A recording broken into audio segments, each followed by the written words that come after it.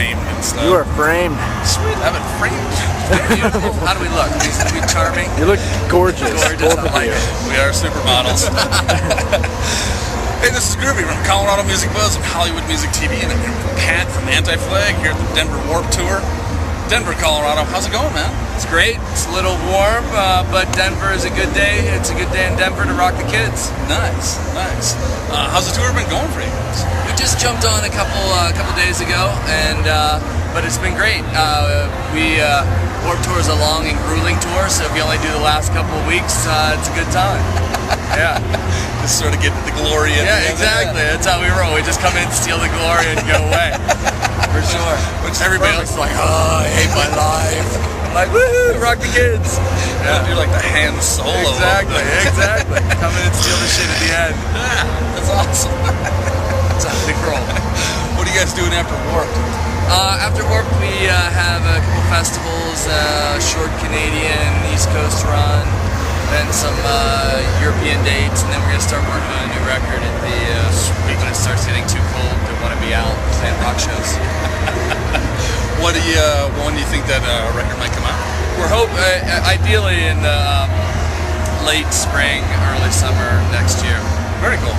Yeah, we have our own recording studio at home, so it's just a question of us sitting down and writing this stuff and getting it and massaging the suck out of it and making it pleasant to listen to. First ones have a lot of suck in them. You gotta get the suck out. Yeah. Get the suck out. Yeah, that's the recording process. People talk about how it's artistry, it's creativity. It's like it's building a house. You gotta build it, and then when you look at it, you're like, oh, that's all fucked up. And then you got to massage a little bit. Okay, it's a little better. We can sort of put a roof on it. Yeah, that's how Anti-Flag writes a song. So is there anything like democracy, or is it just one guy goes, oh my god, that sucks, redo it? No. There's definitely democracy. There's the silent. Maybe you ought to do that one again. Everyone's like, yeah, you should do that again. Yeah. That awkward moment. Yeah, exactly. Well, it's interesting. And here's another insight into recording and rock and roll. What a producer does is tells you that sucks. You got to do it again in as nice a way as possible. And that's how the great producers work. They're like, that was a great try, but you should try that one more time. And you're like, oh, you're saying that sucked. I need to do it again. That's what that means. So yeah. Nice. If you want to be a producer, you learn how to say that sucked in a very pleasant way. It's not a bad skill to have. Yeah, it is. Yeah. It works. You're having sex with a woman and a dude, and you're like, that was bad. Maybe we should try it again. That just didn't cut it. Yeah. Exactly. Anything else coming up for the fans at all? We have actually. There's some. We just did a song. Kimya Dawson did the song for the Juno soundtrack. Really great woman singer-songwriter. She does really interesting, awkward, but really great songs. And we took one of her songs and covered it, and we're going to release that. It's about the Gulf oil spill, and do something around that. She's really an amazing songwriter, and it's just really cool to be able to take one of her songs and put a little Anti-Flag spin on it. Badass. So that should be coming out free in the next week or so on the website. It's very badass. Right on. So there's actually two questions left. Okay. They're both horrible and torturous. All right. Thank you. Well, I won't answer them if they're crap. Well, one's from a fan. Okay.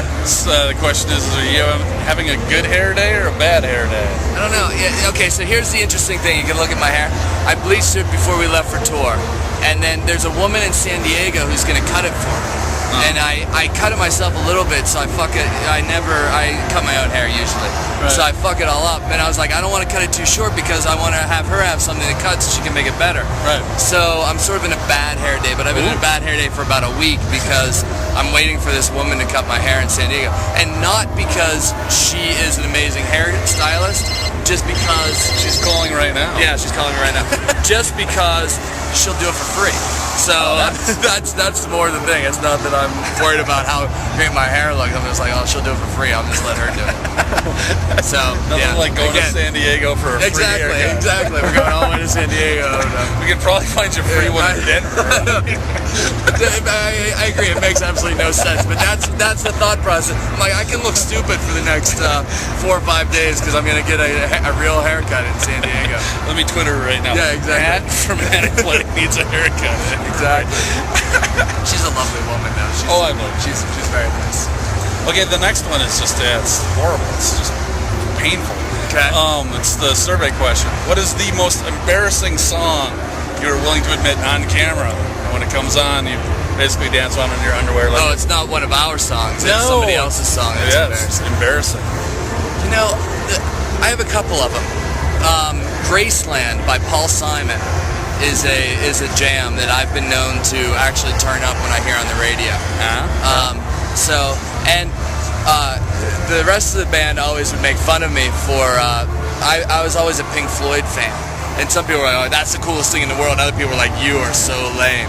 So I think The Wall was one of the most amazing recordings. Not necessarily the songs, are alright, but the actual tones and the sounds of the recording are incredible. So I listen to Pink Floyd sometimes. Right on. And I don't smoke weed. I've been straight edge my whole life, but I still can enjoy Pink Floyd. Right on. That's really not that embarrassing. Yeah. I mean, we've had Justin Bieber today. Ooh. Yeah. Miley Cyrus. Yeah. Huh. Yeah. I don't even know any Justin Bieber songs. Yeah, me neither. I'd kill myself if I did. My mom is offended by Justin Bieber though, which was funny to me that my mom's like, I don't like that Justin Bieber. I'm like, what do you know about Justin Bieber? She's like, he's so young and he talks about sex. And I'm like, all right, Mom, that tweaks you. And then Justin Bieber, fuck that kid for my mom. Fuck Justin Bieber for my mom. There you go. I just said that. Justin, if you want to come and beat my ass, I'm here. You can probably do it. I'm a pacifist. I'm sure you can beat my ass. And, I'm sure there's plenty of people out there with Bieber fever to make up for it. Wow. Man, appreciate it. Thank you very much. Lovely questions. Appreciate it. Thank you. See you around. This is Groovey with Colorado Music Buzz, Hollywood Music TV. I'm here with Pat from Anti-Flag, Denver, Colorado, Bands Warped Tour. Rock and roll.